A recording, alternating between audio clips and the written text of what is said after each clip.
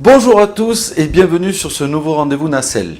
Aujourd'hui, nous allons parler des différents types d'hébergements proposés pour nos séjours linguistiques. Il faut distinguer deux grands types d'hébergements, les familles d'accueil et l'hébergement collectif. Premier cas, qu'est-ce qu'une famille d'accueil ? Eh bien, il s'agit d'une famille qui va fournir à votre enfant le gîte et le couvert pendant son séjour. Elle peut être composée de beaucoup de peu de membres, être sportive ou résidentielle, travailler ou non. En deux mots, sa structure est aussi différente que celle de nos familles françaises. Elles sont sélectionnées par nos représentants locaux sur la base de visites et d'évaluations régulières. Leur mission est d'assurer l'hébergement ainsi que l'intégration du participant qu'elle reçoit. Pour ces familles hôtesses, on distingue les familles bénévoles qui vous accueillent généralement lors d'un séjour en immersion en Australie, par exemple, ou les familles rémunérées, le plus souvent dans les pays européens. Dans tous les cas, elles ne souhaitent qu'une chose, que votre séjour soit réussi. De l'autre côté, nous conservons tous les historiques d'accueil de nos familles. Qui elles ont reçu, à quelle période, pour combien de temps, le participant a-t-il particulièrement apprécié l'accueil ou soulevé quelques petits problèmes. La qualité de nos partenaires doit se retrouver d'année en année. Vous devez savoir que la clé de votre intégration dans une famille d'accueil est le dialogue, la communication. Même si vous êtes hésitant dans votre prononciation ou que certains mots vous manquent, votre famille appréciera toujours vos efforts pour communiquer.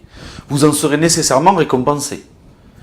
Vous serez logé en pension complète, mais comme en France, un peu d'aide à la préparation des repas, au débarrassage ou pour toute autre tâche communautaire, familiale, est toujours appréciée.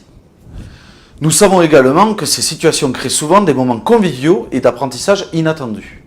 Sur certains séjours, vous aurez le choix entre un placement double, c'est-à-dire avec un autre francophone au sein de la famille, ou un placement simple, un seul francophone. Nos équipes sauront vous conseiller en fonction du caractère de votre enfant et de vos attentes. Vous pourrez également choisir de l'autoriser à sortir seul le soir ou non, la famille s'assurant du retour de votre enfant à l'heure indiquée. Dans tous les cas, comme votre enfant est sous sa responsabilité, elle se réserve le droit de suspendre cette autorisation si cela s'avère justifié, bien sûr. Si votre enfant ne souhaite pas intégrer une famille d'accueil, nous vous proposons aussi un hébergement en résidence. Avec ce choix, il côtoiera généralement d'autres étudiants étrangers. Ces activités, ces cours et ces soirées se dérouleront parfois directement sur le campus. Tous les repas sont préparés sur place et généralement pris tous ensemble. La chambre de votre enfant sera individuelle ou partagée avec quelques camarades, le plus souvent venus avec Nacelle comme lui. Mais il est fort probable que le bâtiment soit multinational.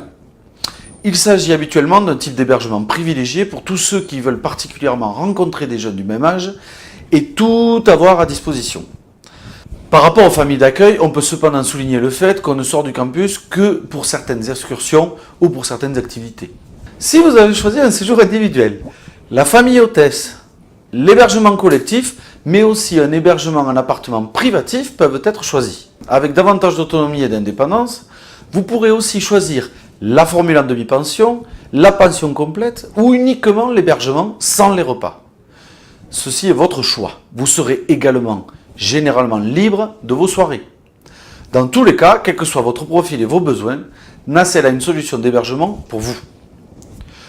Un point important pour tous les jeunes aujourd'hui, l'accès Internet.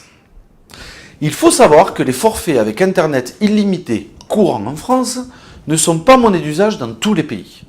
L'accès au Wi-Fi dépendra donc de l'équipement et de la volonté de la famille hôtesse ou du règlement intérieur de la résidence. S'il s'agit d'un critère primordial pour vous, renseignez-vous bien auprès de nos équipes avant de partir.